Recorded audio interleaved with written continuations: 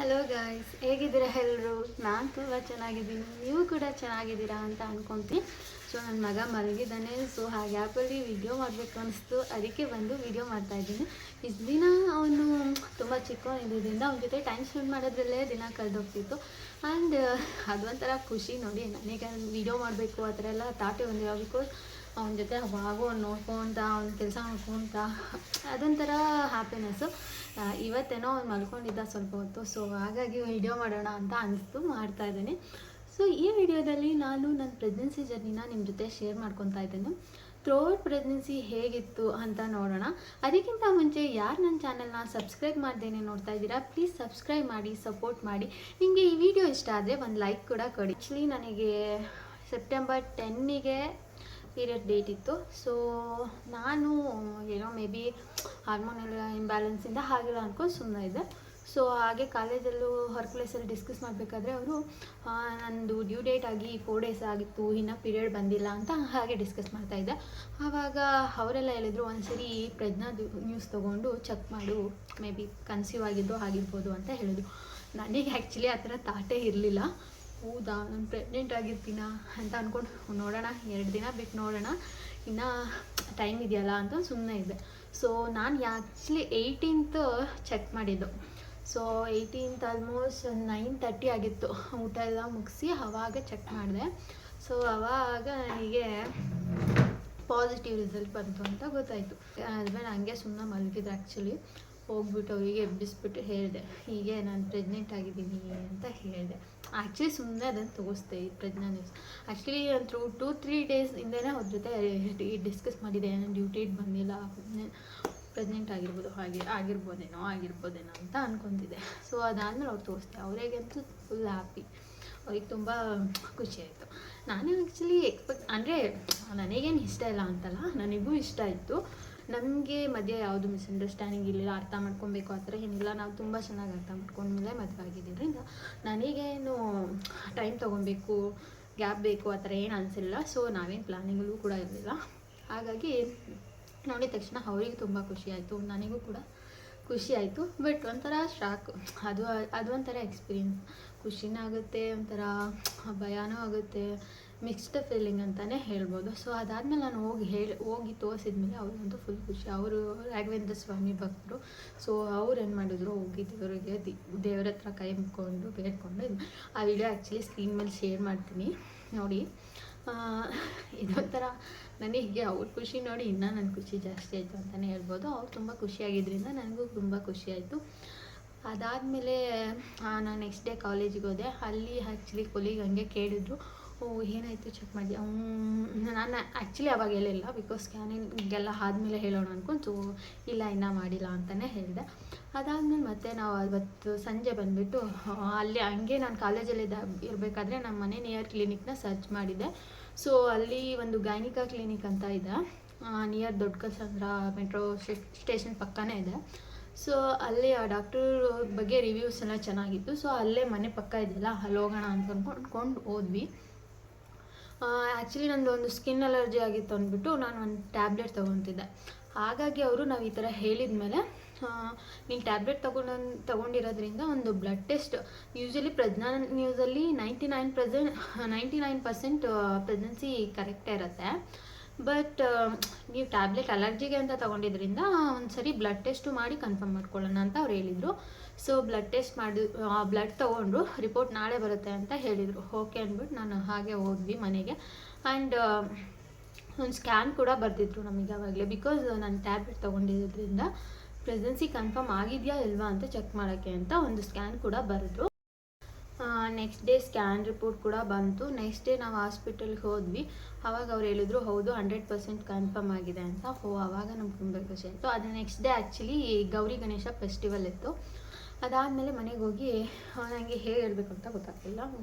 ನಾನೇನಂತ ಹೇಳಿ ಅಂತ ಅನ್ಕೊತಿದ್ದೆ, ಗೊತ್ತಿಲ್ಲ ಅದು ಏನು ಅಂತ. ಏನಂತ ಹೇಳ್ಬೇಕಂತ ಗೊತ್ತಾಗಲಿಲ್ಲ ನನಗೆ ಅಂತ. ಆಮೇಲೆ ನಾನು ಹೇಳಿಲ್ಲ ಆ್ಯಕ್ಚುಲಿ. ಆಮೇಲೆ ಆ್ಯಕ್ಚುಲಿ ನಾವು ರಿಪೋರ್ಟ್ ಎಲ್ಲ ಇಟ್ಕೊಂಡು ಹೋಗಿದ್ವಲ್ಲ, ಆವಾಗ ಅವರೇ ಕೇಳಿದ್ರು. ಆವಾಗ ನನ್ನ ಹಸ್ಬೆಂಡ್ ಹೇಳಿದರು, ಆವಾಗ ನಮ್ಮ ಮನೆಯವರು ಆ್ಯಕ್ಚುಲಿ ಎಲ್ಲರೂ ಖುಷಿಪಟ್ಟರು. ಅವತ್ತು ನೆಕ್ಸ್ಟ್ ಡೇ ಗೌರಿ ಗಣೇಶ ಹಬ್ಬ ಇದ್ದಿದ್ದರಿಂದ ನಮ್ಮದು ಮೈದ್ನ ಬಂದ್ಬಿಟ್ಟು ನಮ್ಮ ಮನೆಗೆ ಗಣೇಶ ಬರ್ತಾ ಇದ್ದಾನೆ, ನಮ್ಮ ಮನೆಗೆ ಗಣೇಶ ಬರ್ತಾ ಇದ್ದಾನೆ ಅಂತ ಹೇಳಿದ್ರು. ಆ್ಯಕ್ಚುಲಿ ಇವಾಗ ಗಣೇಶನೇ ಬಂದಿದ್ದಾನೆ ನಮ್ಮ ಮನೆಗೆ. ಅದೊಂಥರ ನನಗೆ ಹೇಗೆ ಹೇಳೋದು, ಇವನ್ ಅವರೆಲ್ಲ ನನ್ನ ಹಸ್ಬೆಂಡ್ ಹೇಳಿದ್ರು ನಿಮ್ಮ ಮನೆಗೆ ಫೋನ್ ಮಾಡಿ ಹೇಳು ನಿಮ್ಮಮ್ಮಗೆ. ಏನೋ ಗೊತ್ತಿಲ್ಲ ನನಗೆ ಅದಕ್ಕೂ ಏನಂತ ಹೇಳಿ ಏನಂತ ಹೇಳಿ ಆಮೇಲೆ ಹೇಳಿದೆ ಅಮ್ಮಮ್ಮಂಗೂ. ಅವ್ರು ಆ್ಯಕ್ಚುಲಿ ನನ್ನ ಮದುವೆಗೆ ಆ್ಯಕ್ಚುಲಿ 3 months ಅಷ್ಟೇ ಆಗಿದ್ದಿತ್ತು, ಏನು ಜಾಸ್ತಿ ಆಗಿರಲಿಲ್ಲ. ಆದರೂ ಪೀರಿಯಡ್ ಆಗಿದೆಯಾ ಅಂತ ಕೇಳ್ತಾನೆ ಇರ್ತಿದ್ರು. ಅಮ್ಮಂದಿರಿಗೆಲ್ಲ ಇದ್ದೇ ಇರುತ್ತಲ್ಲ, ಬೇಗ ಪ್ರೆಗ್ನೆಂಟ್ ಆಗಿಬಿಡ್ಬೇಕು, ಅವ್ರ ಮಕ್ಳುಗಳು ಬೇಗ ಮೊಮ್ಮಕ್ಕಳು ಬಂದ್ಬಿಡ್ಬೇಕು ಅಂತ. ಸೊ ಆ್ಯಕ್ಚುಲಿ ಅವರು ಫಸ್ಟ್ ಮಂತ್ ಇದ್ದಾಗೇ ಇವಾಗಿನ ಜನ್ರೇಷನಲ್ಲಿ ಯಾರೋ ಟ್ಯಾಬ್ಲೆಟ್ ತೊಗೊತಾರೆ, ಪ್ರೆಗ್ನೆನ್ಸಿ ಪ್ಲ್ಯಾನಿಂಗ್ ಮಾಡ್ಕೊತಾರೆ ಅಂತೆಲ್ಲ ಇರುತ್ತಲ್ಲ. ಸೊ ಅವರಿಗೆ ಭಯ. ಅವರು ನನಗೆ ಆ ಥರ ಎಲ್ಲ ಮಾಡಬೇಡ, ಇವಾಗೆಲ್ಲ ಮಕ್ಕಳಾಗಲ್ಲ ಎಷ್ಟೊಂದು ಜನಕ್ಕೆ. ಆಮೇಲೆ ನಾನು ಹೇಳಿದೆ, ನಾನು ಯಾಕೆ ಆ ಥರ ಮಾಡಲಿ, ನಾನು ಎಜುಕೇಟೆಡ್ ಆಗಿ ಆ ಥರ ಎಲ್ಲ ಮಾಡ್ತೀನ, ನಾನು ಆ ಥರ ಮಾಡಲ್ಲ ಅಂತ ಹೇಳಿದೆ. ಸೊ ಅವ್ರಿಗೆ ಅಂದರೆ ಅವರಿಗೆ ಖುಷಿ ಆಯಿತು ನಾನು ಹೇಳಿದ ತಕ್ಷಣ. ಸೊ ನನಗೂ ಖುಷಿ ಆಯಿತು. ಅದಾದಮೇಲೆ ನೆಕ್ಸ್ಟ್ ಆ್ಯಕ್ಚುಲಿ ನಾವು ಊರಿಗೆ ಹೋಗ್ಬೇಕಂತ ಪ್ಲ್ಯಾನ್ ಮಾಡ್ಕೊಂಡಿದ್ವಿ ಗೌರಿ ಹಬ್ಬಕ್ಕೆ. ಸೊ ನೆಕ್ಸ್ಟ್ ಡೇ ಅಂದರೆ ಇನ್ನೂ ಏನಿಲ್ಲಲ್ಲ ಅಂದ್ಬಿಟ್ಟು ಹೋಗ್ಬಿಟ್ಟು ವಾಪಸ್ ಬಂದುಬಿಟ್ವಿ. ಅದಾದಮೇಲೆ ಗೌರಿ ಗಣೇಶ ಒಂದು 3 days ಲೀವ್ ಹಾಲಿಡೇ ಇತ್ತು ಕಾಲೇಜಿಗೆ. ಅದಾದಮೇಲೆ ಮತ್ತೆ ಕಾಲೇಜಿಗೆ ಹೋದಾಗ ಹಾಗೆ ಇನ್ನೊಬ್ಬರು ಕೊಲೀಗ್ ಕೇಳಿದರು, ಏನಾಯಿತು ಕನ್ಫರ್ಮ್ ಆಯಿತಾ ಅಂತ. ಹ್ಞೂ ಅಂತ ಹೇಳಿದೆ. ಅವರು ಎಲ್ಲರೂ ಕಂಗ್ರಾಟ್ಸ್ ಹೇಳಿದರು. ಅದಾದಮೇಲೆ ಮತ್ತೆ 1.5 months ಸ್ಕ್ಯಾನ್ ಹೇಳಿದರು ಅವರು. ಸೊ 1.5 months ಸ್ಕ್ಯಾನಿಗೆ ಹೋಗಿ ಸ್ಕ್ಯಾನ್ ಮಾಡಿಸಾದ್ಮೇಲೆ ಅವ್ರು ನನಗೆ ಐರನ್ ಟ್ಯಾಬ್ಲೆಟು ಮತ್ತು ಕ್ಯಾಲ್ಸಿಯಂ ಟ್ಯಾಬ್ಲೆಟ್ 2 ಥರ ಟ್ಯಾಬ್ಲೆಟ್ ಕೊಟ್ಟಿದ್ದರು. ಅದೆರಡು ನಾನು ನಿಮಗೆ ಫಸ್ಟ್ ಯಾವಾಗ ಅಡ್ಜಸ್ಟ್ ಆಗುತ್ತೆ ನೋಡಿ ಆವಾಗ ತೊಗೊಳ್ಳಿ ಅಂತ ಹೇಳಿದರು. ನಾನು ಒಂದು ಬೆಳಿಗ್ಗೆ ತೊಗೊತಿದ್ದೆ, ಒಂದು ನೈಟ್ ತೊಗೊತಿದ್ದೆ. ನನಗೆ ಆ್ಯಕ್ಚುಲಿ ಸ್ಟಾರ್ಟಿಂಗ್ ಒಂದು 2 months ಇದ್ದಾಗ 2 months ಟೈಮಲ್ಲಿ ತುಂಬ ಸುಸ್ತಾಗಕ್ಕೆ ಸ್ಟಾರ್ಟ್ ಆಯಿತು. ಆ್ಯಕ್ಚುಲಿ ಸ್ಟಾರ್ಟಿಂಗ್ ಏನಿರಲಿಲ್ಲ, ಆಮೇಲೆ ಸ್ವಲ್ಪ 4 days ತುಂಬ ಹುಷಾರಿಲ್ಲ, ಸುಸ್ತಾಗ್ತಿತ್ತು ನನಗೆ. ಸೊ 4 days ನಾನು ಲೀವ್ ಹಾಕ್ಕೊಂಡು ಮನೇಲಿದ್ದೆ. ಆ್ಯಕ್ಚುಲಿ ಆ ಟೈಮಲ್ಲಿ ಕಾಲೇಜಲ್ಲಿ ತುಂಬ ವರ್ಕ್ ಇತ್ತು. ಬಟ್ ಆದರೂ ನನಗೆ ನನ್ನ ಸಿಚುವೇಶನ್ ನೋಡಿ ನನ್ನದು ಪ್ರಿನ್ಸಿಪಲ್ ನನಗೆ ಲೀವೆಲ್ಲ ಕೊಟ್ಟಿದ್ದರು. ಸೊ ಅದು ಎಲ್ಲ ತುಂಬ ಸಪೋರ್ಟಿವ್ ಸ್ಟಾಫ್ಸ್ ಇರ್ಬೋದು. ಆ ಟೈಮಲ್ಲಿ ನಾನು 4 days ಲೀವ್ ಹಾಕ್ಕೊಂಡು ಮನೆಯಲ್ಲೇ ಇದ್ದೆ. ಆವಾಗ ನನಗೆ ತುಂಬ ಸುಸ್ತಾಗ್ತಿತ್ತು, ಬೆಳಿಗ್ಗೆ ಎದ್ದೇಳೋಕ್ಕಾಗ್ತಿಲ್ಲ. 4 days ಅಷ್ಟೇ. ಅದಾದಮೇಲೆ ನಾನು ತುಂಬ ಹಾಲ್ರೇಟ್ ಆಗಿಬಿಟ್ಟೆ. ಆ್ಯಂಡ್ ವಾಮಿಟಿಂಗ್ ಅಂತೂ ನನಗೆ ಒಂದಿನ ಕೂಡ ಇಲ್ಲೇ ಇಲ್ಲ. ನಾನು ಥ್ಯಾಂಕ್ ಗಾಡ್ ಅಂತಲೇ ಹೇಳ್ಬೋದು. ಬಿಕಾಸ್ ನನ್ನ ಫ್ರೆಂಡಿಗೆ ಒಂದು ಒಗ್ಗರಣೆ ಸ್ಮೆಲ್ ಹಾಕ್ತಿರ್ಲಿಲ್ಲ ಅಂತೆ. ಅವಳು ಈವನ್ ಸುಮ್ಮನೆ ನೀರು ಕುಡಿದ್ರೂ ವಾಮಿಟ್ ಮಾಡ್ಕೊತಿದ್ಲು. ಆ್ಯಕ್ಚುಲಿ ನಂದು ಎಕ್ಸ್ ಕೊಲೀಗು ಲಕ್ಷ್ಮಿ ಮ್ಯಾಮ್ ಅಂತ, ಅವರು ಕೂಡ ನನ್ನ ಜೊತೆ ಪ್ರೆಗ್ನೆಂಟ್ ಆಗಿದ್ದರು. ಮೀನ್ಸ್ ನನ್ನ ಜೊತೆ ಅಂದರೆ ಸೇಮ್ 1 week ಅಷ್ಟೇ ಡಿಫ್ರೆನ್ಸು. ಸೊ ಅವ್ರು ಯಾವಾಗೂ ನನ್ನ ಜೊತೆ ಫೋನ್ ಮಾಡಿ ಶೇರ್ ಮಾಡ್ಕೊತಿದ್ರಲ್ಲ, ಅವರಿಗೆ ಅಂತೂ ವಾಮಿಟಿಂಗ್ ಎಷ್ಟಾಗ್ತಿದೆ ಅಂದರೆ ಅವರು 3 months ಆದಮೇಲೆ ಅವ್ರ ಅಮ್ಮನ ಮನೆಗೆ ಹೋಗಿದ್ದರು. ಬಿಕಾಸ್ ಇಲ್ಲಿ ಯಾರೂ ನನ್ನ ನೋಡ್ಕೊಳಕ್ಕಾಗಲ್ಲ ಅಂತ ಆ ಥರ ಆಗ್ತಿತ್ತು. ಬಟ್ ನಂದು ಜಾಯಿಂಟ್ ಫ್ಯಾಮಿಲಿ ಇದ್ದಿದ್ದರಿಂದ ಅಂದರೆ ಮೀನ್ಸ್ ನಮ್ಮ ಮನೇಲಿ ನನ್ನ ಅತ್ತೆ ಮಾವ ಮೈದ್ನ ಎಲ್ಲ ಇದ್ದಾರೆ. ಸೊ ಅವರೆಲ್ಲ ನನಗೆ ತುಂಬ ಸಪೋರ್ಟಿವ್ ಆಗೇ ಇದ್ದರು. ಒಳ್ಳೆ ಫ್ಯಾಮಿಲಿಗೆ ನಾನು ಹೋಗಿದ್ದೀನಿ ಅಂತ ನಾನು ಹೇಳ್ಕೊಳಕ್ಕೆ ನಂಗೆ ತುಂಬ ಹೆಮ್ಮೆ ಆಗುತ್ತೆ. ಆ್ಯಂಡ್ ತುಂಬ ಖುಷಿ ಕೂಡ ಆಗುತ್ತೆ. ಎಷ್ಟು ಸಪೋರ್ಟಿವ್ ಆಗಿದ್ದಾರೆ ಎಲ್ಲರೂ ಕೂಡ. ನನ್ನ ಹಸ್ಬೆಂಡು ಅಷ್ಟೇ, ನಾನು ಏನೇ ವಿಶ್ ಮಾಡಿದ್ರು, ನಾನು ಏನೇ ಕೇಳಿದ್ರು ಇಲ್ಲ ಅಂತ ಹೇಳಲ್ಲ. ತುಂಬ ಒಳ್ಳೆ ಅವರು ಇರ್ಬೋದು, ತುಂಬ ಸಪೋರ್ಟಿವ್ ಆಗಿದ್ದಾರೆ. ನನಗೇನೇ ಥಾಟ್ ಬಂದರೂ ಓಕೆ ನಿನಗೆ ಇದು ಮಾಡಬೇಕನ್ನಿಸ್ತಾ ಮಾಡು ಅಂತ ಹೇಳ್ತಾರೆ. ಯಾವತ್ತೂ ನನ್ನ ಇಷ್ಟಕ್ಕೆ ಅಪೋಸಿಟ್ ಆಗಿ ಇಲ್ಲ ಅಂತಲೇ ಹೇಳೋಕ್ಕೆ ನಾನು ತುಂಬ ಲಕ್ಕಿ ಅಂತಲೇ ನಾನು ಹೇಳ್ತೀನಿ. ಈವನ್ ನನ್ನ ಪಡೆಯೋಕ್ಕೂ ಅವ್ರು ಲಕ್ಕಿನೇ. ಅದಾದಮೇಲೆ ಏನಾಯಿತು, ದಸರಾ ಹಾಲಿಡೇಸ್ ಅಂತ ಬಂತಲ್ವಾ, ನನಗೂ ಒಂದು 10 days ಹಾಲಿಡೇಸ್ ಇತ್ತು. ಆವಾಗ ಆ್ಯಕ್ಚುಲಿ ನಾನು ನಮ್ಮೂರ ಹತ್ರ ತಾಯಿ ಕಾರ್ಡ್ ಮಾಡ್ಸೋಕ್ಕೆ, ಇದ್ರ ಬಗ್ಗೆ ಆ್ಯಕ್ಚುಲಿ ಸ್ಕ್ಯಾನಿಂಗು ತಾಯಿ ಕಾರ್ಡು ಇದೆಲ್ಲದು ನೆಕ್ಸ್ಟ್ ವಿಡಿಯೋ ಮಾಡ್ತೀನಿ. ಸೊ ಇದೇ ವಿಡಿಯೋದಲ್ಲಿ ಅದನ್ನೆಲ್ಲ ಹೇಳೋಕ್ಕಾಗಲ್ಲ. ಅದು ಹೇಗಿರುತ್ತೆ, ತಾಯಿ ಕಾರ್ಡ್ ಹೇಗೆ ಮಾಡಿಸ್ಬೇಕು, ಅದರಿಂದ ಏನು ಬೆನಿಫಿಟ್ಸ್ ಇದೆ, ಆ್ಯಂಡ್ ಸ್ಕ್ಯಾನ್ ರಿಪೋರ್ಟ್ಸು ಹೇಗಿರುತ್ತೆ, ಅದರಲ್ಲಿ ಏನು ಬಂದರೆ ನಿಮಗೆ ನಾರ್ಮಲ್ ಇರುತ್ತೆ, ಯಾವುದು ಬಂದರೆ ನಾರ್ಮಲ್ ಇರಲ್ಲ, ಇದೆಲ್ಲ ಕೂಡ ನಾನು ನೆಕ್ಸ್ಟ್ ವಿಡಿಯೋದಲ್ಲಿ ನಿಮ್ಮ ಜೊತೆ ಹೇಳ್ತೀನಿ.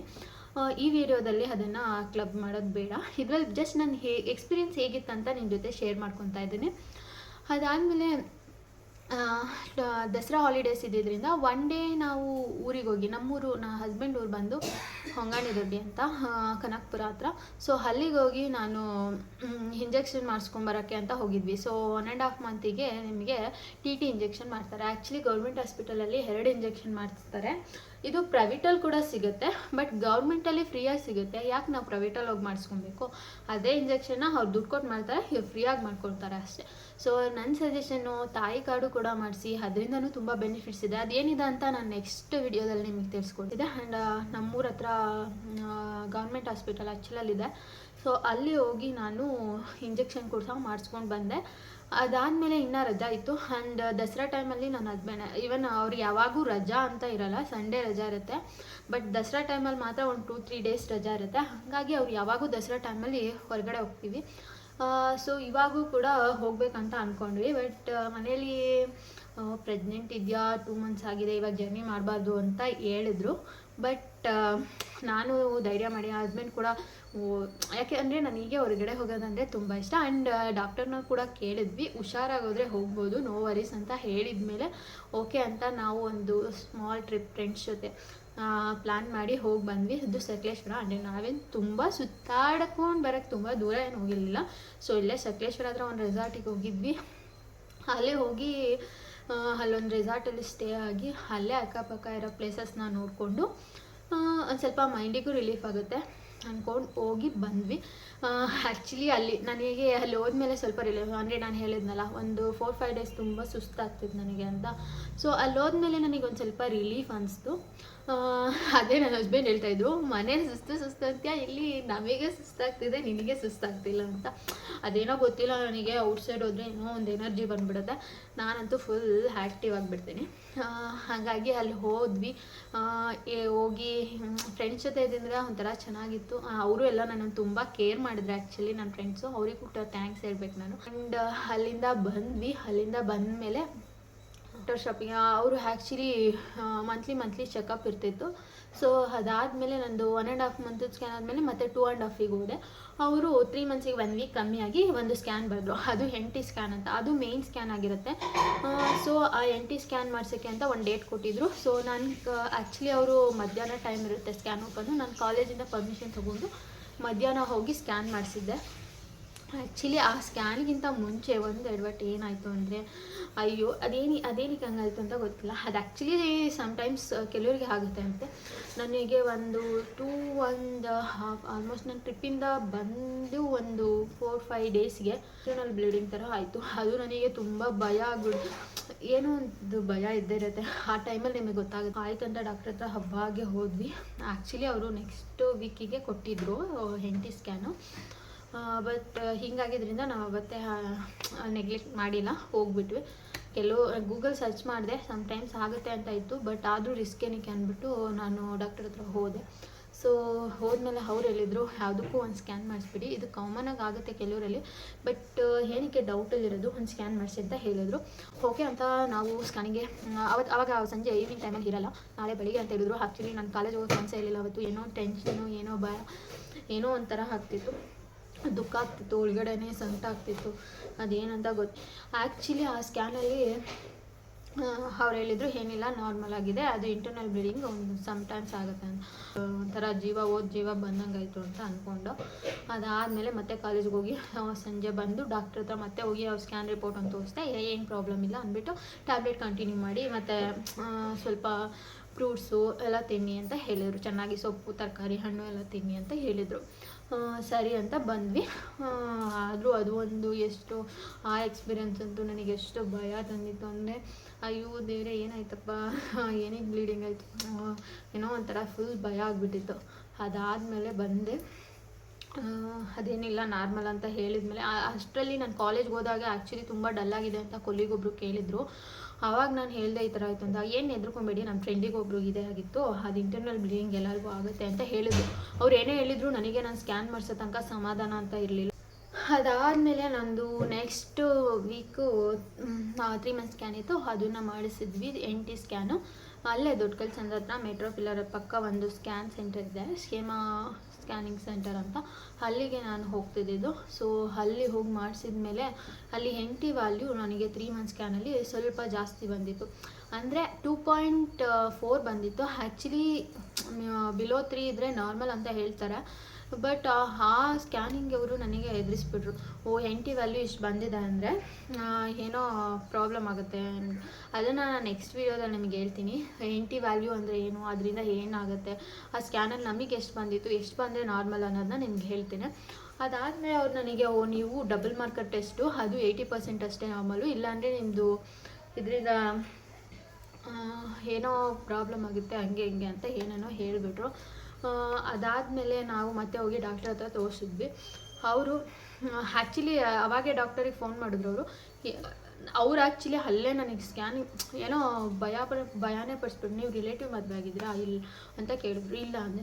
ಆದರೂ ಇಂಟಿ ವ್ಯಾಲ್ಯೂ ಇಷ್ಟಾಗಿ ಬಂತು ಹಂಗೆ ನನಗೊಂಥರ ಫುಲ್ ಟೆನ್ಷನ್ ಆಗಿಬಿಡ್ತು. ಸರಿ ಆಯಿತು ಅಂತ ಈವ್ನಿಂಗು ಡಾಕ್ಟರ್ ಹತ್ರ ಚೆಕಪ್ಪಿಗೆ ಹೋದ್ವಿ. ಸ್ಕ್ಯಾನ್ ರಿಪೋರ್ಟ್ ತಗೊಂಡು ಅವರು ಏನು ಪ್ರಾಬ್ಲಮ್ ಇಲ್ಲ, ಈ ಥರ ಬಂದಿರೋದು ನಾರ್ಮಲ್ ಡೆಲಿವರಿ ಆಗಿದೆ, ನಾರ್ಮಲಾಗೇ ಆಗಿದೆ, ನೀವೇನು ಹೆದರ್ಕೊಬೇಡಿ ಅಂತ ಹೇಳಿದರು. ಆ್ಯಕ್ಚುಲಿ ಆ ಡಾಕ್ಟರು ಮೀರಾ ಕುಮಾರಿ ಅಂತ, ಅವ್ರು ತುಂಬ ಪಾಸಿಟಿವ್ ಆಗಿದ್ದರು ಆ್ಯಂಡ್ ತುಂಬ ಚೆನ್ನಾಗಿ ಎರಡು ಟೆಸ್ಟ್ ಇದೆ. ಅದರಲ್ಲಿ ಒಂದು ಟೆಸ್ಟಿಂದ 80% ಅಷ್ಟೇ ನಿಮಗೆ ಗೊತ್ತಾಗುತ್ತೆ, ಇನ್ನೊಂದು ಟೆಸ್ಟಲ್ಲಿ 100% ನಿಮಗೇನು ಪ್ರಾಬ್ಲಮ್ ಇದೆಯಾ ಇಲ್ವಾ, ಅಂದರೆ ಆ್ಯಕ್ಚುಲಿ ಆ್ಯಂಟಿವಾಗಿ ಜಾಸ್ತಿ ಇದ್ದರೆ ಕ್ರೋಮೋಸೋಮಲ್ ಪ್ರಾಬ್ಲಮ್ ಇದೆ ಅಂತ. ಅದನ್ನು ನಾನು ನಿಮಗೆ ನೆಕ್ಸ್ಟ್ ವಿಡಿಯೋದಲ್ಲಿ ಹೇಳ್ತೀನಿ. ಸೊ ಅದೆರಡು ಟೆಸ್ಟ್ ಯಾವುದು ಕೂಡ ಅಂತಲೂ ನಾನು ನಿಮ್ಗೆ ಹೇಳ್ತೀನಿ. ಅವ್ರು ನಮ್ಗೆ ತುಂಬ ಎದುರಿಸಿದ್ರಿಂದ ನಾವು ರಿಸ್ಕ್ ಏನಕ್ಕೆ ಅಂತ 100% ಟೆಸ್ಟಿಗೆ ಹೋದ್ವಿ. ಬಟ್ ನಾವು ಅಷ್ಟೊಂದು ಗಾಬರಿ ಆಗೋ ನೆಸೆಸಿಟಿ ಇರಲಿಲ್ಲ ಅನಿಸುತ್ತೆ. ಬಟ್ ಯಾಕೆ ರಿಸ್ಕ್ ತೊಗೊಳ್ಳೋದು ಅಂದ್ಬಿಟ್ಟು ನಾವು ಆ ಟೆಸ್ಟ್ ತುಂಬ ಕಾಸ್ಟ್ಲಿ ಇತ್ತು, ಆದರೂ ಕೂಡ ಅದನ್ನೇ ಮಾಡಿಸಿದ್ವಿ. ಅದೇನು ಅಂತ ನಾನು ನೆಕ್ಸ್ಟ್ ವಿಡಿಯೋದಲ್ಲಿ ನಿಮಗೆ ಹೇಳ್ತೀನಿ. ಅದಾದಮೇಲೆ ಆ್ಯಕ್ಚುಲಿ ನನಗೆ ಪರ್ಸ್ನಲಿ 3 ಮಂತ್ಸ್ ಆದಮೇಲೆ ಯಾವ ಸುಸ್ತು ಇರಲಿಲ್ಲ, ವಾಮಿಟಿಂಗ್ ಇರಲಿಲ್ಲ, ಯಾವುದೇ ರೀತಿ ನನಗೇನು ಆ ಥರ ಸುಸ್ತು ಆ ಥರ ಏನು ಅನಿಸ್ತಾ ಇರಲಿಲ್ಲ. ಸ್ವಲ್ಪ ನಾನು ಕಾಲೇಜಲ್ಲಿ ನಾನು ಲೆಕ್ಚರರು. ಸೊ ನಾನು ಕಾಲೇಜಲ್ಲಿ ವರ್ಕ್ ಮಾಡೋದ್ರಿಂದ ನಾನು ಮೋಸ್ಟ್ ಆಫ್ ದ ಟೈಮ್ ನಮ್ಮದು ಇಲ್ಲದೆ ಇದ್ದಾಗೆಲ್ಲ ಕೂತ್ಕೊತಾ ಇರ್ತೀವಿ. ಸೊ ಹಾಗಾಗಿ ನನಗೆ ಬ್ಯಾಕ್ ಪೇನ್ ಸ್ವಲ್ಪ ಬರ್ತಿತ್ತು. ಅದು ಬಿಟ್ಟರೆ ಬೇರೆ ಏನೂ ಪ್ರಾಬ್ಲಮ್ ಅಂತ ಇರಲಿಲ್ಲ. ಆ್ಯಂಡ್ ಅದಾದಮೇಲೆ ನಮಗೆ 5 ಮಂತದ್ದು ಸ್ಕ್ಯಾನ್ ಹೇಳಿದರು, ಹಾರ್ಮೋನಲ್ ಸ್ಕ್ಯಾನು. ಆ ಸ್ಕ್ಯಾನ್ ಅಂತೂ ತುಂಬ ಚೆನ್ನಾಗಿರುತ್ತೆ. ನಮಗೆ ಬೇರೆ ಕಡೆ ಬರೆದಿದ್ರು hormonal scan, Deve Gowda petrol bunk ಹತ್ರ. ಅದರಲ್ಲಿ ನಿಮಗೆ ಬೇಬಿದು ಕಾಲು ಹೇಗಿದೆ, ಕೈ ಹೇಗಿದೆ ಎಲ್ಲ ಕ್ಲಿಯರಾಗಿ ಕಾಣುತ್ತೆ. ಎಷ್ಟು ಚೆನ್ನಾಗಿರುತ್ತೆ ಗೊತ್ತಾ. ಅದು ಪುಟ್ ಕೈ ಆದರೂ ಎಷ್ಟೆಷ್ಟು ದುಡ್ಡು ಇಷ್ಟು ಈ ಥರ ಎಲ್ಲ ಹಿಂಗೆಲ್ಲ ಕಳಿಸ್ತಿರ್ತಾರೆ. ಸೊ ಸ್ಕ್ಯಾನ್ ಅರ್ಧ ಮಾಡಿದರು. ಅದಾದಮೇಲೆ ಪಾಪು ನಿದ್ದೆ ಮಾಡಿದೆ ಎಬ್ಬಿಸ್ಕೊಂಬನ್ನಿ ಅಂತ ಕಳಿಸಿದ್ರು. ಅಯ್ಯೋ ನನ್ನ ಮಗ ಹೊಟ್ಟೆಲಿ ಅಷ್ಟೇ ಅದು ನಿದ್ದೆ ಮಾಡ್ತಿದ್ದು. ಇವಾಗ ಮಲಗಿದಾನಲ್ಲ, ನಾನು ವೀಡಿಯೋ ಮಾಡೋ ತನಕ ಅದೇ ಹೆಚ್ಚು, ಅವನು ಹಗ್ಲೊತ್ತು ಮಲಗೋದೇ ಇಲ್ಲ. ಸೊ ಆವಾಗ ಅವರು ಸ್ವೀಟ್ ಏನಾದರೂ ತಿಂದ್ಬಿಟ್ಟು ಎಬ್ಬಿಸಿ ಮಗುನ ಅಂದ್ಬಿಟ್ಟು ಕಳಿಸಿದ್ರು. ಸೊ ನಾವು ಹಾಗೆ ವಾಕ್ ಮಾಡ್ಕೊಂಡಲ್ಲಿ ತಿಂಡಿ ಎಲ್ಲ ತಿಂದ್ಕೊಂಡು ಬಂದು ಮತ್ತೆ ಸ್ಕ್ಯಾನ್ ಮಾಡಿಸಿದ್ದಾಯಿತು. ಸೊ ಆ ಸ್ಕ್ಯಾನಲ್ಲಿ ಎಲ್ಲ ನಾರ್ಮಲ್ ಬಂತು. ಅಲ್ಲಿ ಒಂದು 3 ಸ್ಕ್ಯಾನ್ ಮೇಯ್ನಾಗಿ ಮಾಡಿಸ್ತಾರೆ, 3 ಮಂತ್ಸು, 5 ಮಂತು ಮತ್ತು 7 ಮಂತು ಮತ್ತು ಡೆಲಿವರಿ ಟೈಮಲ್ಲಿ. ಬಟ್ ನನಗೆ ಒಂದು ಟೈಮ್ ಬ್ಲೀಡ್ ಆಗಿದ್ದರಿಂದ ಇನ್ನೊಂದು ಸ್ಕ್ಯಾನ್ ಎಕ್ಸ್ಟ್ರಾ ಮಾಡಿಸ್ತಾಯಿತ್ತು. ಮತ್ತು NT ವ್ಯಾಲ್ಯೂ ಸ್ವಲ್ಪ ಜಾಸ್ತಿ ಬಂದಿದ್ದರಿಂದ 4.5 ಮಂತಲ್ಲಿ ಒಂದು ಸ್ಕ್ಯಾನ್ ಎಕ್ಸ್ಟ್ರಾ ಮಾಡಿಸಿದ್ರು. ಅದಾದಮೇಲೆ 5.5 ಮಂತಿಗೆ ಒಂದು ಸ್ಕ್ಯಾನ್ ಮಾಡಿಸಿದ್ರು. ಸೊ ಅವಾಗೆಲ್ಲ ನಾರ್ಮಲಾಗಿ ಪಾಪು ಎಲ್ಲ ಬೆಳವಣಿಗೆ ಎಲ್ಲ ಚೆನ್ನಾಗಿದೆ, ಹಾರ್ಟ್ ರೇಟು ಎಲ್ಲ ಚೆನ್ನಾಗಿದೆ ಅಂತ ಹೇಳಿದರು. ಆ್ಯಂಡ್ ಹಾರ್ಟ್ ಬೀಟ್ ಕೇಳಬೇಕಂದ್ರೆ ಎಷ್ಟು ಚೆನ್ನಾಗಿರುತ್ತೆ ಗೊತ್ತಾ. ಅದನ್ನ ನಾನು ನೆಕ್ಸ್ಟ್ ವೀಡಿಯೋದಲ್ಲಿ ನಿಮಗೆ ಆ ಎಕ್ಸ್ಪೀರಿಯೆನ್ಸ್ನ ಹೇಳ್ತೀನಿ. ಫಸ್ಟ್ ಟೈಮ್ ಸ್ಕ್ಯಾನ್ ಮಾಡಿಸಿದಾಗ ಹೇಗಿತ್ತು ನಂದು ಎಕ್ಸ್ಪೀರಿಯೆನ್ಸ್ ಅಂತ. ಅಲ್ಲೆಲ್ಲ ಒಂಥರ ಚೆನ್ನಾಗಿತ್ತು. ಸೊ ಅದಾದಮೇಲೆ ಒಂದು ನೆಕ್ಸ್ಟು 7 ಮಂತಿಗೆ ಆ್ಯಕ್ಚುಲಿ ನಂದು ಬರ್ಡೇ ಬಂತು ಫೆಬ್ರವರಿಗೆ. ಅಲ್ಲಿ ತನಕ ನಾನು ಸೋಷಿಯಲ್ ಮೀಡಿಯಾದಲ್ಲೆಲ್ಲ ನಾನು ಪ್ರೆಗ್ನೆಂಟ್ ಅಂತ ಯಾರ ಜೊತೆನೂ ಶೇರ್ ಮಾಡ್ಕೊಂಡಿಲ್ಲ. ಸೊ ನಾನು 7 ಮಂತ್ ಪ್ರೆಗ್ನೆನ್ಸಿ ಇದ್ದಾಗ ನಾನು ಬರ್ಡೇ ದಿನ ಆ್ಯಕ್ಚುಲಿ ನಾನು ಸ್ಟೇಟಸಿಗೆಲ್ಲ ಹಾಕ್ಕೊಂಡಿದ್ದು ನಾನು ಅಮ್ಮ ಆಗ್ತಾಯಿದ್ದೀನಿ ಅಂತ. ಸೊ ಅವಾಗೆಲ್ಲ ತುಂಬ ಜನ ವಿಶ್ ಮಾಡಿದರು, ತುಂಬ ಖುಷಿ ಆಯಿತು ನನಗೂ. ಆ್ಯಂಡ್ ನನ್ನ ಬರ್ಡೇಗೆ ಆ್ಯಕ್ಚುಲಿ ನನಗೆ ಬರ್ಡೇಲಿ ಮನೆಯಲ್ಲೇ ಸೆಲೆಬ್ರೇಟ್ ಮಾಡಬೇಕು ಅಂತ ಇಷ್ಟ ಆಗೋಲ್ಲ. ಸೊ ಎಲ್ಲಾದರೂ ಹೊರಗಡೆ ಹೋಗ್ಬೇಕಂತ ತುಂಬ ಆಸೆ ಆಗ್ತಿತ್ತು. ಬಟ್ 7 ಮಂತ್ ಪ್ರೆಗ್ನೆನ್ಸಿಲಿ ಹೊರಗಡೆ ಹೋಗೋದು ಅಂದರೆ ಮನೆಯಲ್ಲೆಲ್ಲ ಕಳಿಸ್ತಾರಾ? ಇಲ್ಲ. ಬಟ್ ನಾನೆಲ್ಲನೂ ಕನ್ವಿನ್ಸ್ ಮಾಡಿದೆ. ನನ್ನ ಹಸ್ಬೆಂಡ್ ಕೂಡ ನನಗೆ ಸಪೋರ್ಟ್ ಮಾಡಿದರು. ಆ್ಯಂಡ್ ಡಾಕ್ಟರ್ನ ಕೇಳಿದ್ವಿ, ಓಕೆ ಫೈನ್, ಮೈಸೂರು ತನಕ ಎಲ್ಲ ಹೋಗಿ ಬರ್ಬೋದು ಅಂತ ಹೇಳಿದರು. ಸೊ ನಾವು ಮಡಿಕೇರಿಗೆ ಅಂತ ನನ್ನ ಬರ್ಡೇ ಟೈಮಲ್ಲಿ ಹೋಗಿದ್ದು. ನನ್ನ ತಂಗಿನೂ ಕರ್ಕೊಂಡು ಹೋಗಿದ್ವಿ. ಅಲ್ಲೇ ಫೋಟೋಸ್ ಎಲ್ಲ ತೊಗೊಂಡು ಬರ್ಬೋದು ಮೆಟರ್ನಿಟಿದು. ಹಾಗೆ ನಾವು ಪ್ಲೇಸ್ ನೋಡಿದಾಗ ಆಗುತ್ತೆ ಅಂತ ಹೋದ್ವಿ. ಅದು ತುಂಬ ಚೆನ್ನಾಗಿತ್ತು. ಪ್ರೆಗ್ನೆನ್ಸಿ ಅಂದರೆ ನಾವು ಮನೆಯಲ್ಲೇ ಕೂತಿರಬೇಕು, ಯಾವಾಗೂ ರೆಸ್ಟ್ ಮಾಡ್ತಾ ಇರಬೇಕು ಆ ಥರ ಏನಿಲ್ಲ. ನಾನೇನು ಯಾವಾಗೂ ಮಲ್ಕೋತಾ ಇರಲಿಲ್ಲ, ಹಗ್ಲೊತ್ತಂತೂ ನಾನು ಮಲ್ಕೋತಾನೆ ಇರಲಿಲ್ಲ. ಬಿಕಾಸ್ ನಾನು 7:30 ಹೋದರೆ 5:00 ಬರ್ತಿದ್ದಿದ್ದು. ಕಾಲೇಜಿಂದ ಬಂದಮೇಲೆ ಒಂದು ಸ್ವಲ್ಪ ಹೊತ್ತು ರೆಸ್ಟ್ ಮಾಡಿ ಅದಾದಮೇಲೆ ನಾನು ಮನೆಯವ್ರ ಜೊತೆ ಇರ್ತಿದ್ದೆ. ಸೊ ನಾನೇನು ಹಗಲು ಟೈಮೆಲ್ಲ ಮಲ್ಕೊತಾ ಇರಲಿಲ್ಲ, ಓನ್ಲಿ ನೈಟ್ ಟೈಮ್ ಅಷ್ಟೇ ಮಲ್ಕೊತಿದ್ದಿದ್ದು. ಸೊ ನಾನು ನಿಮಗೆ ಹೇಳೋದೇನೆಂದರೆ pregnancy is not sick. So ಯಾವಾಗೂ ಮನೇಲೇ ಕೂತಿರಬೇಕು, ರೆಸ್ಟ್ ತೊಗೊತಾ ಇರಬೇಕು ಆ ಥರ ಏನಿಲ್ಲ. ನಾನಂತೂ ಸುತ್ತಾಡಿದ್ದೀನಿ, ಹೊರಗಡೆ ಎಲ್ಲ ಹೋಗಿದ್ದೀನಿ. ಬಟ್ ಸ್ವಲ್ಪ ಕೇರ್ಫುಲ್ ಆಗಿರಬೇಕು. ಬೇಕು. ಬಿಕಾಸ್ ನೀವು ಒಬ್ಬರೇ ಇರಲ್ಲ, ನಿಮ್ಮ ಜೊತೆ ಪಾಪು ಕೂಡ ಇರುತ್ತೆ ಅವ್ರ ಕೈಲಿ. ಸೊ ಸ್ವಲ್ಪ ಕೇರ್ಫುಲ್ಲಾಗಿ ಹೋದರೆ ಏನು ಪ್ರಾಬ್ಲಮ್. ಆ್ಯಕ್ಚುಲಿ 3 ಮಂತ್ಸ್ ಇದ್ದಾಗೂ ಹೊರಗಡೆ ಹೋಗಿದ್ದೀನಿ, 7 ಮಂತ್ ಇದ್ದಾಗೂ ಹೊರಗಡೆ ಹೋಗಿದ್ದೀನಿ. ನನಗೇನು ಆ ಥರ ಅನಿಸಿಲ್ಲ. ಬಟ್ ನಾನು ತುಂಬ ಕೇರ್ಫುಲ್ಲಾಗೇ ಇದ್ದೆ. ಹಸ್ಬೆಂಡು ಕೂಡ ಅವರೇ ಡ್ರೈವ್ ಮಾಡ್ತಿದ್ದಾನೆ, ಅವ್ರು ನಿಧಾನಕ್ಕೆ ಕರ್ಕೊಂಡೋದ್ರು. ಅಲ್ಲಿ ನಾವು ಹೊರಗಡೆ ಹೋಗಿದ್ವಿ, ಅಲ್ಲಿ ನನ್ನ ಬರ್ಡೇ ಸೆಲೆಬ್ರೇಟ್ ಆಯಿತು. ಅದು ಕೂಡ ತುಂಬ ಚೆನ್ನಾಗಿ. ನಾನೇನು ತುಂಬ ನನಗೆ ಅದು ನೋವು, ನನಗೆ ಇದು ನೋವು, ನನಗೆ ಅದು ಇದು ಸುಸ್ತಾಗ್ತಿದೆ. ಈವನ್ ನನಗೂ ಸುಸ್ತಾಗೋದು. ಬಟ್ ನಾನು ಆ ಸುಸ್ತನ್ನ ನಾವು ಎಷ್ಟು ಸುಸ್ತು ಅನ್ಕೋತೀವಿ ಅಷ್ಟು ನಮಗೆ ಸುಸ್ತು ಜಾಸ್ತಿ ಆಗುತ್ತೆ. ಆ ಥರ ನಾನು ಅನ್ಕೋತೀನಿ. ಸೊ ನನಗೆ ಇವನ್ ಸುಸ್ತಾದರೂ ನಾನು ಅಯ್ಯೋ ಬಿಡು ಏನು ಸುಸ್ತು ಬಿಡು ಅಂದ್ಕೊಂಡು ಕಾಲೇಜಲ್ಲಿ ಸುಮ್ಮನೆ ನನ್ನ ಫ್ರೆಂಡ್ ಇದ್ಲು ಸುಚಿ ಮ್ಯಾಮ್ ಅಂತ. ಸೊ ಅವ್ರು ನನಗೆ ಥ್ರೋಟ್ ಪ್ರೆಗ್ನೆನ್ಸಿ ತುಂಬ ಹೆಲ್ಪ್ ಮಾಡಿದ್ದಾರೆ ಅಂತ ಅನ್ಬೋದು. ನನಗೆ ಏನಂದರೆ ಕ್ರೇವಿಂಗ್ಸ್ ಆಗೋದು. ಸೊ ನನ್ನನ್ನು ಅವಳು ಯಾವಾಗ ಆಚೆ ಕರ್ಕೊಂಡು ಹೋಗೋದು, ಏನಾದರೂ ತಿನ್ಕೊಂಡು ಬರ್ತಿದ್ವಿ ಕಾಲೇಜ್ ಅವರ್ಸಲ್ಲಿ ಫ್ರೀ ಇದ್ದಾಗ. ಆ್ಯಂಡ್ ಶಾಪಿಂಗ್ ಅಂತ ಹೋಗೋ ಫ್ರೀ ಇದ್ದಾಗ. ಸೊ ನನಗೆ ಬೇಜಾರಾದಾಗ ಅದೊಂಥರ ಸ್ಟ್ರೆಸ್ ರಿಲೀಫ್ ಆಗೋದು. ಸೊ ಅವಳಿಗೂ ನಾನು ತುಂಬ ಥ್ಯಾಂಕ್ಸ್ ಅಂತ ಹೇಳಬೇಕು. ಅದಾದಮೇಲೆ ಮನೆಗೆ ಬಂದಮೇಲೂ ಅಷ್ಟೇ, ನನಗೇನಾದರೂ ಬೇಜಾರಾದರೆ ಅಲ್ಲೇ ಪಕ್ಕದಲ್ಲಿ ಯಾವುದಾದ್ರೂ ದೇವಸ್ಥಾನ ಇದ್ದರೆ ಹೋಗ್ಬಿಟ್ಟು ಬರ್ತಿದ್ವಿ. ನನ್ನ ಹಸ್ಬೆಂಡು ಅವರು ಎವ್ರಿ ಥರ್ಸ್ಡೇ ದೇವಸ್ಥಾನಕ್ಕೆ ಹೋಗ್ತಾರೆ. ಸೊ ಅವ್ರ ಜೊತೆ ನಾನು ಹೋಗ್ತಿದ್ದೆ. ಅದಾದಮೇಲೆ ಮತ್ತು ಫುಡ್ ಕ್ರೇವಿಂಗ್ಸ್ ನಂಗೆ ಆಗೋದು. ನಾನು ಏನು ತಿನ್ನಬೇಕೆಲ್ಲ ತಿಂತಿದ್ದೆ. ನಾನು ಮೋಸ್ಟ್ ಆಫ್ ದ ಟೈಮ್ ನಂದು ಪ್ರೆಗ್ನೆನ್ಸಿ ಟೈಮಲ್ಲಿ ತಿಂದಿರೋದಂದರೆ ಗೋಲ್ಗಪ್ಪ ಅಂತೂ ಎಷ್ಟು ತಿಂದಿದ್ದೀನಿ ಅಂದರೆ ಹೇಳೋಕ್ಕೆ ಆಗಲ್ಲ, ಅಷ್ಟು ತಿಂದಿದ್ದೀನಿ. ಬಟ್ ಲಾಸ್ಟ್ ಒಂದು 7 ಮಂತ್ ಆದಮೇಲೆ ಡಾಕ್ಟರು ಹಾಲಿಗಿಟ್ಟೆ ತಿನ್ನಬೇಡಿ ಅಂದರು. ಸೊ ಆವಾಗ ಕಟ್ಟಾಯಿತು. ನನ್ನ ಹಸ್ಬೆಂಡು ಬೇಡ ಗೋಲ್ಗಪ್ಪನೂ ಬೇಡ, ಏನೂ ಬೇಡ ಅಂತ ತಗೊಳ್ಳೋದೇ ಬಿಟ್ಬಿಟ್ರು. ಸೊ ಅದಾದಮೇಲೆ ಈವನ್ ನನಗೆ ಕೇಕ್ ತಿನ್ನಬೇಕು ಅನಿಸ್ತಾ ತಿಂತಿದ್ದೆ, ಕಬಾಬ್ ತಿನ್ನಬೇಕಂತ. ಬಟ್ ನಾನು ಆ್ಯಕ್ಚುಲಿ ನಾನ್ ವೆಜ್ ಲವರ್. ಆದರೆ ನನ್ನ ಪ್ರೆಗ್ನೆನ್ಸಿಲಿ ಏನೋ ಗೊತ್ತಿಲ್ಲ, ಒಬ್ಬೊಬ್ರಿಗೆ ಒಂದೊಂದು ಸೇರಲ್ವಂತೆ. ನನಗೆ ನಾನ್ ವೆಜ್ ಸೇರ್ತಾ ಇರಲಿಲ್ಲ. ಆಮೇಲೆ ಸರಿ ಹೋಯಿತು ಒಂದು 7 ಮಂತ್ ಆದಮೇಲೆ. ಬಟ್ ಸ್ಟಾರ್ಟಿಂಗ್ ಡೇಸಲ್ಲಂತೂ ನಾನು ನಾನ್ ವೆಜ್ ಅಂದರೆ ಸೇರ್ತಾನೆ ಇರಲಿಲ್ಲ. ಸೊ ಹೋಟೆಲಿಗಂತೂ ಹೋಗೇ ಇಲ್ಲ. ನಾನು ನಿಮಗೆ ಸಜೆಸ್ಟ್ ಮಾಡೋದು, ಹೋಟೆಲ್ ಫುಡ್ಡೆಲ್ಲ ಅಷ್ಟು ಪ್ರೆಗ್ನೆನ್ಸಿ ಟೈಮಲ್ಲಿ ಒಳ್ಳೆಯದಲ್ಲ. ಮನೆ ಊಟನೇ ತಿನ್ನಿ. ನಾನು ಕೂಡ ಮನೆ ಊಟನೇ ತಿಂತಿದ್ದೆ. ಜಾಸ್ತಿ ಯಾವ ಹೋಟೆಲು ಆ ಥರ ಎಲ್ಲ ಫುಡ್ಡಿಗೆಲ್ಲ ಹೋಗ್ತಾ ಇರಲಿಲ್ಲ. ಏನಾದರೂ ತಿನ್ಬೇಕು ಅನಿಸ್ತಿದ್ರೆ ನನ್ನ ಹಸ್ಬೆಂಡೇ ಮಾಡ್ಕೊಡ್ತಿದ್ರು. ನನಗೆ ಪಾಲಕ್ ಪನ್ನೀರು, ಡ್ರೈ ಗೋಬಿ ಮತ್ತು ವೆರೈಟಿ ಫಿಸ್ಸು ಏನು ತಿನ್ಬೇಕು ಅನಿಸುತ್ತೆ ಅದೆಲ್ಲ ಮನೆಯಲ್ಲೇ ಮಾಡಿಕೊಡ್ತಿದ್ರು. ಸೊ ಅಂಥ ಹಸ್ಬೆಂಡ್ನ ಪಡೆಯೋಕ್ಕೆ ನಾನು ತುಂಬ ಲಕ್ಕಿ ಸರಿ ಹೇಳಿದ್ರು ಅಲ್ಲ. ನನಗೇನು ತಿನ್ಬೇಕು ಅನಿಸ್ತು, ನಾನು ಮತ್ತೇನೂ ಅಷ್ಟೇ, ನನಗೇನು ಅಷ್ಟು ಕೆಲಸ ಗೊತ್ತಿರಲಿಲ್ಲ. ಮತ್ತು ಅವರು ತುಂಬ ಸಪೋರ್ಟಿವ್ ಆಗಿದ್ದರು. ಪಾಪ ಅವಳು ಕೆಲಸ ಮಾಡ್ಕೊಂಬರ್ತಾಳೆ ಅಂತ ನನಗೇನು ಅವರು ಅದು ಮಾಡು ಇದು ಮಾಡು ನೀನು ಸುಮ್ಮನೆ ಕೂತಿರ್ತಾ ಆ ಥರ ಇರ್ತಿಲ್ಲ. ನನಗೆ ಮಾಡ್ಬೇಕು ಅನಿಸಿದ್ರೆ ನಾನು ಕೆಲಸ ಮಾಡ್ತಿದ್ದೆ. ಇಲ್ಲ ನಾನು ಟಯರ್ಡ್ ಆಗಿದೆ ಅಂದರೆ ನಾನು ಮಾಡ್ತಾ ಇರಲಿಲ್ಲ. ಸೊ ನನಗೇನು ಯಾರೂ ಕ್ವೆಶನ್ ಮಾಡ್ತಾ ಇರಲಿಲ್ಲ. ತುಂಬ ಚೆನ್ನಾಗಿ ಕೇರ್ ಮಾಡ್ತಿದ್ರು. ಸೊ ನಾನು ನಮ್ಮ ಅಮ್ಮನ ಮನೆಗೆ ಬಂದಿಲ್ಲ ಹೇಳ್ಬೇಕಂದ್ರೆ. ನಂದು ಈವನ್ ಥ್ರೋಟ್ ಪ್ರೆಗ್ನೆನ್ಸಿಲಿ ಯಾವಾಗಲೂ ನಾನು ಅಮ್ಮನ ಮನೆಗೆ ಬಂದಿಲ್ಲ. ಬಿಕಾಸ್ ನಾನು ವರ್ಕಿಂಗ್ ವುಮೆನ್ ಆಗಿರೋದ್ರಿಂದ ನಾನು ಪದೇ ಇಲ್ಲಿಗೆ ಬರೋಕ್ಕಾಗಲ್ಲ. ಈವನ್ ಬಂದರೆ ಸಂಡೇ ಬರಬೇಕು. ಸಂಡೇ ನನಗೆ ರೆಸ್ಟ್ ಬೇಕಂತ ನಾನು ಬರ್ತಾ ಇರಲಿಲ್ಲ. ಸೊ ಆರಾಮಾಗಿ ರೆಸ್ಟ್ ಮಾಡ್ಕೊಂಡು ಮನೇಲಿರೋಣ ಅಂತ.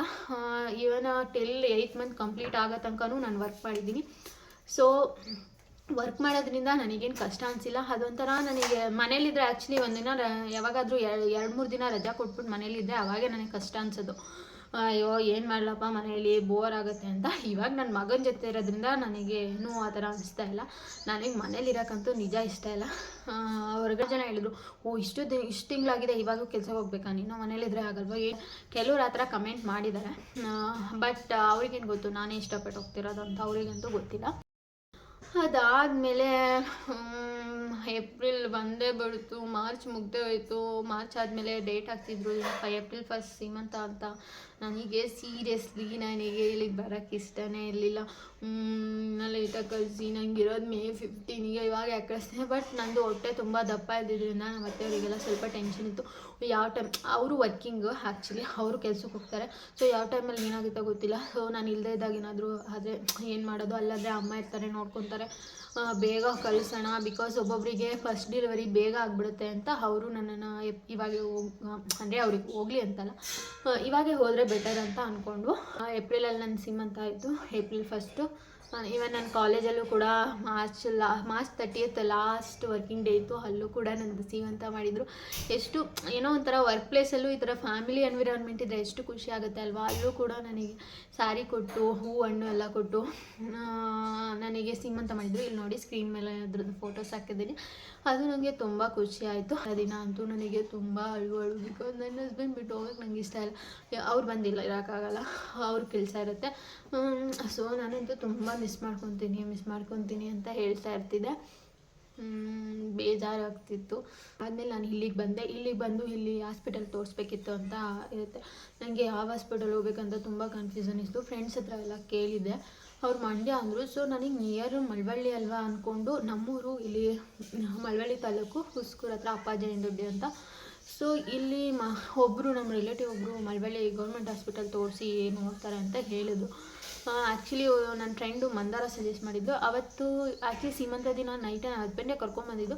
ಅವತ್ತೇ ಹೋದ್ವಿ ಬಿಕಾಸ್ ಬೇಗ ತೋರಿಸಿರೋಣ ಒಂದು ಟೈಮ್ ಅಂತ. ಅವತ್ತು ಆ ಡಾಕ್ಟರ್ ಇರಲಿಲ್ಲ ಮಂದಾರದಲ್ಲಿ, ಅದು ನಮ್ಮ ಬ್ಯಾಡ್ ಲಕ್ ಅಂತಲೇ ಹೇಳ್ಬೋದು. ಅದ್ರ ನೆಕ್ಸ್ಟ್ ಡೇ ನಾವು ಗೌರ್ಮೆಂಟ್ ಹಾಸ್ಪಿಟಲ್ಗೆ ಹೋಗಿ ತೋರಿಸಿದ್ವಿ, ಮನು ಕ್ಲಿನಿಕ್ ಅಂತ. ಆ ಮನು ಡಾಕ್ಟರ್ ಚೆನ್ನಾಗಿ ನೋಡ್ತಾಯಿದ್ರು ಆ್ಯಕ್ಚುಲಿ ಕ್ಲಿನಿಕ್ ಅವರು. ಬಟ್ ಗೌರ್ಮೆಂಟ್ ಹಾಸ್ಪಿಟಲಲ್ಲಿ ನಂದು ತುಂಬ ಬ್ಯಾಡ್ ಎಕ್ಸ್ಪೀರಿಯನ್ಸ್ ಆಯಿತು ಅಂತಲೇ ಹೇಳ್ಬೋದು. ಬಿಕಾಸ್ ಎಷ್ಟು ಜನ ರಶ್ಶು, 1 ಡೇ ಫುಲ್ ಕಾದಿದ್ದೀವಿ ಅವತ್ತು. ಆ ಡಾಕ್ಟರು ಡೆಲಿವರಿ ಅಂತ ಹೋದವರು ಬರಲೇ ಇಲ್ಲ, ಒಬ್ಬರೇ ಡಾಕ್ಟ್ರ್ ಇದ್ದಾರೆ. ಸೊ ನೀವು ತುಂಬ ಬೇಗ ತೋರಿಸ್ಬೇಕು, ನಿಮಗೆ ತುಂಬ ದೂರದಿಂದ ಬಂದಿದ್ದೀರಿ ಅಂತ ದಯವಿಟ್ಟು ನಾನು ಹೇಳ್ತೀನಿ ಹಾಸ್ಪಿಟಲ್ಗಂತೂ ಹೋಗಬೇಡಿ, ಬೇರೆ ಯಾವುದಾದ್ರೂ ಹಾಸ್ಪಿಟಲಿಗೆ ಹೋಗಿ. ನಾನು ಸಜೆಸ್ಟ್ ಮಾಡೋದು, ಬಿಕಾಸ್ ನಾನು 4 ಟೈಮ್ಸ್ ಹೋದಾಗೂ ತುಂಬ ರಶ್ ಇತ್ತು. ಬಟ್ ಸೆಕೆಂಡ್ ಟೈಮ್ ಹೋದಾಗ ಅಲ್ಲಿ ತುಂಬ ನನ್ನ ಡೆಲಿವರಿ ಸ್ಟೋರಿಯಲ್ಲಿ ನಿಮಗೆ ಹೇಳ್ಕೊತೀನಿ ಏನೆಲ್ಲ ಎಕ್ಸ್ಪೀರಿಯೆನ್ಸ್ ಆಯಿತು. ನಿಜವಾಗ್ಲೂ ವೆರಿ ಬ್ಯಾಡ್ ಎಕ್ಸ್ಪೀರಿಯೆನ್ಸ್ ನಾನು ಹಾಸ್ಪಿಟಲಲ್ಲಿ ಫೇಸ್ ಮಾಡಿದ್ದೇನೆ. ಲಾಸ್ಟಿಗೆ ಆ್ಯಕ್ಚುಲಿ ನನ್ನ ಡೆಲಿವರಿ ಟೈಮಲ್ಲಂತೂ ತುಂಬ ಪ್ರಾಬ್ಲಮ್ ಆಯಿತು. ನನಗೆ ಆ್ಯಕ್ಚುಲಿ May 10 ಡೇಟ್ ಇತ್ತು. ಸೊ May 8 ನಾವು ಹೋಗಿದ್ದೀವಿ. ಆವಾಗ ಸ್ಕ್ಯಾನ್ ಮಾಡಿಸಿದಾಗ ನಂದು ಸ್ಟಾರ್ಟಿಂಗೆಲ್ಲ AFI ವ್ಯಾಲ್ಯೂ ತುಂಬ ಚೆನ್ನಾಗೇ ಇತ್ತು. ಬಟ್ ಬರ್ತಾ ಅದು ಆವಾಗ ತುಂಬ ಬಿಸಿಲಿತ್ತು. ಮೇ ಟೈಮಲ್ಲಿ ತುಂಬ ಬಿಸಿಲಿದ್ರಿಂದ ಏನೋ ಗೊತ್ತಿಲ್ಲ, ನಂದು AFI ಸಡನ್ ಡಿಕ್ರೀಸ್ ಆಯಿತು. ಆ್ಯಕ್ಚುಲಿ ಅವತ್ತೊಂದಿನ ಚೆಕ್ ಮಾಡಿಸಿದಾಗ AFI 6 ಬಂದುಬಿಟ್ಟಿತ್ತು May 8. ಸೊ ಅದು ತುಂಬ 6 ಇದೆ ಅಂದರೆ ಅದು ಆ್ಯಕ್ಚುಲಿ ಐ ರಿಸ್ಕ್ ಅಂತಲೇ ಹೇಳ್ತಾರೆ. ಬಟ್ ಆ ಡಾಕ್ಟರು ಎಷ್ಟು ಕೇರ್ಲೆಸ್ ಮಾಡಿಬಿಟ್ರು ಅಂದರೆ 6 ಇದೆ ಅಂದರೆ ಏನಿಲ್ಲ, ತೊಂದರೆ ಇಲ್ಲ, ನೀವು 2 ದಿನ ಬಿಟ್ಕೊಂಬನ್ನಿ, ನಿಮ್ಗೆ ಇನ್ನೂ ಡೈಲೇಷನ್ ಆಗಿಲ್ಲ. ಏನೇ ಇದ್ರಿ ಡೈಲೇಷನ್ ಅಲ್ಲಿ ಕ್ಲಿನಿಕ್ಕಿಗೆ ಹೋದರೆ ಇಲ್ಲ ನೀವು ಇವತ್ತೇ ಹೋಗಿ ಅಡ್ಮಿಟ್ ಆದರೆ ಬೆಟರ್ ಅಂತ ಹೇಳ್ತಾರೆ. ಬಟ್ ಆ ಡಾಕ್ಟರ್ ನೋಡಿದ್ರೆ ಇಲ್ಲ ಪರವಾಗಿಲ್ಲ. ನಿಜ ಆ ಸಿಚುವೇಶನ್ ನೆನೆಸ್ಕೊಂಡ್ರೆ ನನಗೆ ಇವಾಗೂ ಬೇಜಾರಾಗುತ್ತೆ. ಆ್ಯಸ್ ಎ ಡಾಕ್ಟರ್ ಅವರಿಗೆ ಇದೆಲ್ಲ ನಾವು ಏನಿಲ್ಲ 2 ಇದ್ದರೂ ನಾರ್ಮಲು, ನಾನು ಮಾಡಿಬಿಡ್ತೀನಿ ಆ ಥರ ಇರ್ಬೋದು. ಬಟ್ ಆ್ಯಸ್ ಎ ಪೇಷೆಂಟ್ ಇವಾಗ ಕ್ಲಿನಿಕಲ್ಲಿ ಇದು ರಿಸ್ಕ್ ಅಂತ ಹೇಳ್ತಾ ಇದ್ದಾರೆ. ಅವ್ರು ನೋಡಿದ್ರೆ ಏನಿಲ್ಲ ಹೋಗು ಅಂತ ಇದ್ದಾರೆ. ನನಗೆ ಎಷ್ಟು ತಲೆ ಬಿಸಿ ಆಗಿತ್ತು ಅವಾಗ. ಹಂಗೆ ನಾನು ಸೀದಾ ಹಸ್ಬೆಂಡಿಗೆ ಫೋನ್ ಮಾಡಿ ನನಗೆ ಅದೆಲ್ಲ ಗೊತ್ತು, ನನಗೆ ಆವಾಗ ಬನ್ನಿ.